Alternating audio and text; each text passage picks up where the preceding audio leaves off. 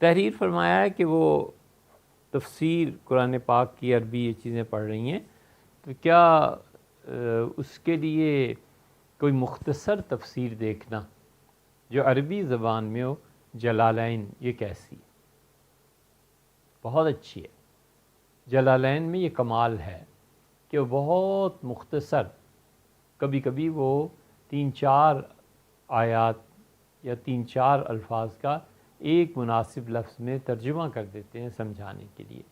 لیکن جلالین میں یہ بات دیکھنی چاہیے کہ اس کی احادیث معتبر نہیں ہے۔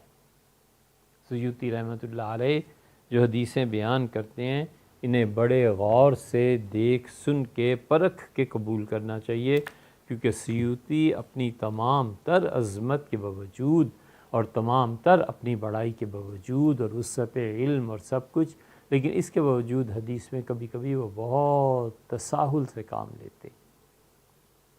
ان کی حدیثوں پہ آنکھ بند کر کے اعتبار نہیں کیا جا سکتا، تو آپ قرآن پاک سمجھنے کے لیے یہ چیز کر لیں، یہ بھی اچھی ہے، مگر حدیث اور ان چیزوں پہ اعتبار نہیں ہے، تو وہ پھر مستند کتابوں کی طرف رجوع کرنا چاہیے۔ دوسرے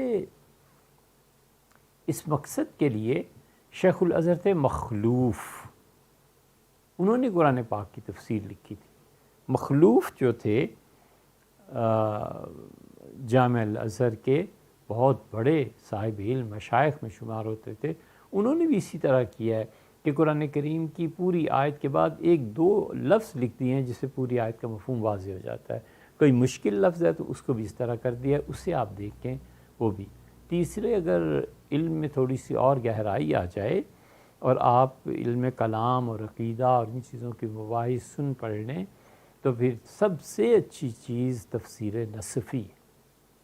نصفی سے بلند پایا تفسیر کسی کی نہیں، اسی لیے مدارک، نصفی کی تفسیر کا نام ہے مدارک۔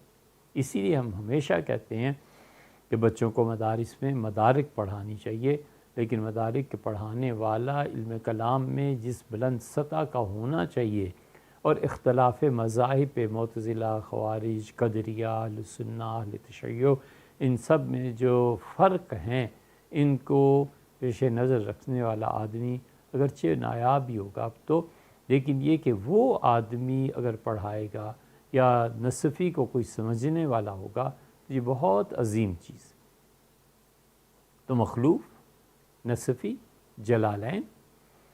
ایسے ہی اعراب القرآن کے بارے میں اب کتابیں لکھی جا رہی ہیں، اور وہ بھی بہت اچھی چیز ہے۔ درویش نے لکھی ہے، ایک اور صاحب ہیں انہوں نے لکھی ہے، کئی ایک نے لکھی ہیں، وہ پوری ڈکشنریز اب آپ دیکھ سکتی ہیں، آسان بھی، مختصر بھی، اور وہ اس کو صافی نے لکھی ہے، تفسیر الصافی، وہ بھی بہت اچھی چیز ہے۔